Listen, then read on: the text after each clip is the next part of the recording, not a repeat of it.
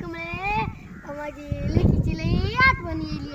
मी जरा त्याला भेटून येऊ का ग? मी काय करू? अगं बाई मी त्याला लई दिवस झालेत मी त्याला भेटून येते.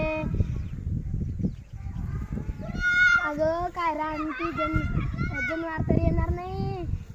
किती जंगल आहे, घनदाट जंगल आहे.